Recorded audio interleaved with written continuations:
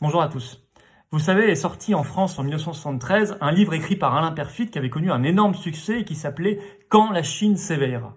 Bon, depuis, je crois que ça ne fait de doute pour personne, la Chine s'est clairement éveillée. Le seul problème, c'est que nous, on s'est endormis et qu'il serait peut-être temps qu'on se réveille.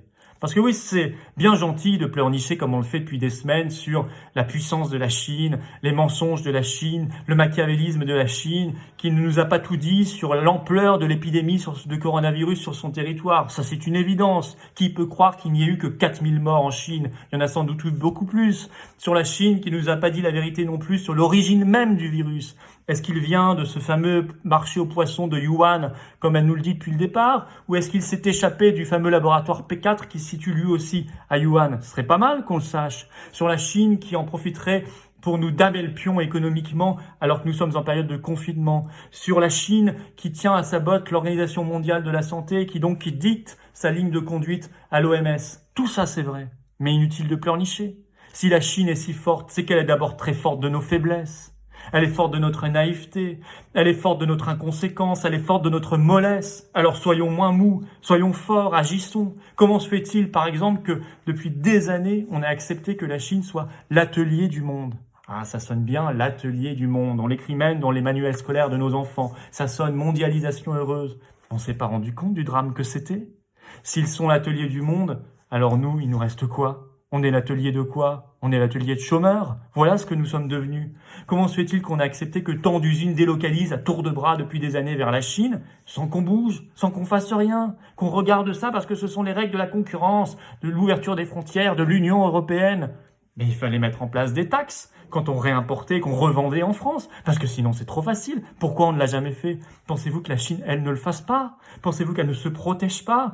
Pensez-vous qu'elle ne réserve pas ses marchés à ses entreprises? Bien sûr qu'elle le fait. Elle est la première à le faire. Alors pourquoi nous, on a été si mous et si faibles? Comment se fait-il qu'on ait accepté qu'à chaque fois on passait un gros contrat avec la Chine, il y avait en même temps un transfert de technologie? C'est comme on l'a fait par exemple sur l'aéronautique. De temps en temps, on vend quelques dizaines d'avions Airbus à la Chine. Très bien, très bien. Sauf qu'en même temps, on lui vend les plans et la technologie. Ce qui fait que dans quelques années, c'est elle qui nous vendra des avions et nous, on n'en vendra plus un seul. C'est malin, ça. C'est très malin. Comment se fait-il qu'on ait accepté, même sur le laboratoire P4 à Yuan, de nous faire piquer comme cela la technologie? Ainsi, à la base, ce laboratoire, c'était une coopération entre la France et la Chine. Et depuis 2016, plus jamais il n'y a eu une seule rencontre entre les équipes françaises et les équipes chinoises. Ils nous ont tout pris. Ils nous ont tout pris. Comment on a accepté même de transférer comme cela une technologie potentiellement aussi dangereuse? Est-ce qu'on est fou? Est-ce qu'on est faible? Oui, on est faible, extrêmement faible. Comment se fait-il qu'on ait accepté le double discours et l'attitude de la Chine sur le contrôle aux frontières par rapport à l'épidémie de coronavirus? Vous savez, quand la Chine était touchée, au mois de janvier, au mois de février, alors il était interdit de fermer les frontières, de lui fermer les frontières. C'était le discours officiel, c'était très mal vu, la Chine le disait partout, et l'OMS, qui est à sa botte, relayait le discours. Mais pensez-vous que la Chine, elle, se soit conduite de la même manière? Bien sûr que non. Elle, dès qu'elle n'a plus été touchée et que ce sont les autres pays qui ont été touchés, elle a fermé ses frontières aux étrangers. C'est ce qu'elle fait depuis le 26 mars, sans aucun état d'âme. Parce qu'elle défend ses intérêts nationaux. Alors nous, qu'est-ce qu'on a eu à être si faibles, à ne pas agir, à ne pas fermer nos frontières, à obéir ainsi à la Chine et à l'OMS? On est faible là aussi, et la Chine est forte de nos faiblesses. Comment se fait-il que, au sein de l'OMS, elle contribue pour le financement des États à hauteur de 7,9%, et nous, la France, 4,9%, soit un peu plus de la moitié? Oui, c'est moins que la Chine, mais c'est un peu plus de la moitié, alors que nous représentons que 20% de son PIB. Alors comment se fait-il qu'on accepte cela?